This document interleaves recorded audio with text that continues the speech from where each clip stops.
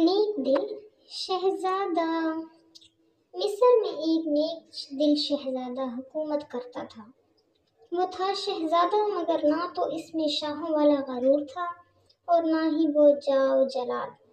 وہ عام انسانوں کی طرح زندگی بسر کرتا، روکھی سوکھی کھاتا، بیشتر وقت اپنی رعایا کی خدمت اور خدا کی یاد میں بسر کرتا۔ اس کی نیک چلنی کا پوری ریاست میں چرچا تھا۔ اسے یہ خصوصیات اپنے رحم دل باپ سے وراثت میں ملی تھی۔ ایک دن شہزادہ معمول کے مطابق رعایا کے مسائل سننے کے بعد جنگل میں دنیا سے بے نیاز خدا کی یاد میں مہو تھا کہ اس نے دیکھا کہ ایک غریب لکڑہارا اپنے گدھے کو ساتھ لیے ہوئے لکڑیاں کاٹ رہا ہے اور اس سے باتیں بھی کیا جا رہا ہے۔ حالانکہ اسے معلوم تھا کہ نہ تو گدھا اس کی بات سن رہا ہے نہ ہی سمجھ رہا ہے، اور پھر وہ دوڑا قطار رونے لگا۔ شہزادہ یہ دیکھ کر بہت حیران ہوا کہ لکڑہارا روزانہ لکڑیاں کاٹتا ہے، گدھے سے چند باتیں کرتا اور پھر پھوٹ پھوٹ کر رونے لگتا۔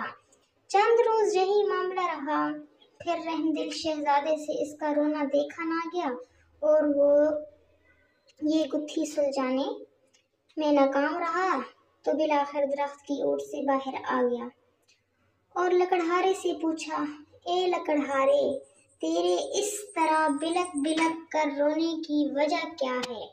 غریب بوڑھا ہمدرد انسان سامنے پا کر اور شدت سے رونے لگا اور سسکیوں کے ساتھ اپنی بدبختی کی کہانی سنانے لگا۔ میرا ایک بیٹا تھا جسے خدا نے بے تحاشا دولت سے نوازا تھا۔ ہر طرح کا عیش اسے میسر تھا، مگر اس دولت کا غرور اس کے تن بدن پر اس قدر حاوی ہو چکا تھا کہ اسے اپنی دولت کے سوا کچھ دکھائی نہ دیتا۔ اپنے غریب رشتہ داروں کو دھکے دیتا، انہیں ذلیل و رسوا کرتا۔ پھر اس کی بربادی کا دن آ گیا اور میری دور کی ایک رشتہ دار دوسری ریاست سے میرے گھر سوالی بن کر آئی، نہ سوچ کر کہ مشکل میں اپنے ہی کام آتے ہیں۔ وہ بہت غریب تھی، اس کی بیٹی کی شادی قریب تھی مگر کوئی انتظام نہ ہو پایا تھا۔ اسے کچھ رقم کی ضرورت تھی۔ وہ اللہ کی نیک بندی تھی، بیشتر وقت عبادات میں گزارتی تھی، مگر میرا بیٹا دولت کے نشے میں اندھا ہو چکا تھا۔ اس عورت کو دھکے مار کر گھر سے نکال دیا۔ یہی وہ وقت تھا جب ہماری بربادی شروع ہوئی۔ اسی رات سرخ آندھی چلی، بجلی کڑکی اور تیز بارش ہوئی۔ میں اور میرا بیٹا اپنے نرم بستر پر میٹھی نیند سو رہے تھے اور وہ عورت پوری رات ہمارے گھر کے دروازے سے لگی روتی رہی۔ شدید طوفان اور رات کے گھنے اندھیرے میں دوسری ریاست واپس جانا اس کے لیے ممکن نہ تھا، اور وہ ضعیف عورت پوری رات اس طوفان کا مقابلہ کرتی رہی اور میرے بیٹے کو رحم نہ آیا۔ صبح جب میری آنکھ کھلی تو مجھ پہ قیامت ٹوٹ پڑی۔ میرا بیٹا گدھے کی صورت اختیار کر چکا تھا، گھر کا سارا سامان آسمانی بجلی گرنے سے جل کر خاک ہو چکا تھا، سب کچھ برباد ہو گیا تھا۔ اس سب میں میرا یہ قصور ہے کہ میں نے اپنے بیٹے کو غرور و تکبر کرنے سے نہ روکا، برائی کی طرف بڑھتا ہوا گیا، کوئی قدم نہ روکا، اور اب یہ عالم ہے کہ جنگل میں لکڑیاں کاٹتا ہوں اور اپنے ہی بیٹے پر لاد کر بیچنے لے جاتا ہوں، اور اسی سے ہم باپ بیٹے کا گزارا چلتا ہے۔ یہ سن کر شہزادے کی آنکھیں نم ہو گئیں اور وہ لکڑہارے سے مخاطب ہوا، ضعیف انسان، تو نے بہت ظلم کیا ہے۔ بے شک برائی پر خاموش رہنا اور اسے نہ روکنا اس کا ساتھ دینے کے مترادف ہے۔ تو نے اپنے بیٹے کو برائی سے نہ روکا، مجھے تیری حالت پر افسوس ہے۔ اب میں اپنی اس غریب رشتہ دار کی تلاش میں مارا مارا پھرتا ہوں، اس تلاش مجھے رلاتی ہے۔ شاید وہ میری امداد کر سکے، وہ مجھے مل جائے تو میں اس سے معافی مانگوں گا، شاید اس طرح میرے گناہوں کا ازالہ ہو سکے، مگر افسوس ہے وہ مجھے کہیں نہیں ملتی۔ یہ کہہ کر لکڑہارا رونے لگا۔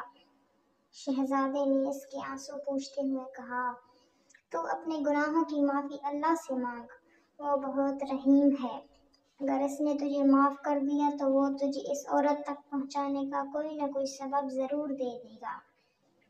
وہ بہت مہربان ہے، اپنے بندوں پر ظلم نہیں کرتا۔ बूढ़ा लकड़हारा इसी वक्त सजदे में गिर कर बिलक बिलक कर अपने गुनाहों की माफी मांगने लगा। अचानक दूर से किसी घोड़े की नापों की आवाज सुनाई देने लगी। एक खूबसूरत शहजादी सफेद रंग के हसीन घोड़े पर सवार थी।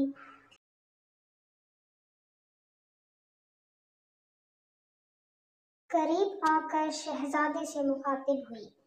ऐ शहजादे, आखिर ये क्या माजरा है? शहजादे ने बूढ़े की राम कहानी शहजादी को सुना दी। शहजादी की आंखों में आंसू जारी हो गए और वो घोड़े से उतरी, लकड़हारे से कहने लगी, मैं ही वो लड़की हूँ जिसकी माँ तेरे दर पर सवाली बनकर आई थी, मगर ए बदबख्त, तेरे मगरूर बेटे ने इस नेक औरत की जिंदगी ही छीन ली। सारी रात वो तेरे दरवाजे पर तेज बारिश में तूफान का मुकाबला करती रही कि शायद तुझे रहम आ जाए। बिलाखिर तेज बारिश की ठंडी बूंदों को वो बूढ़ी जान बर्दाश्त ना कर सकी और दुनिया से चली गई।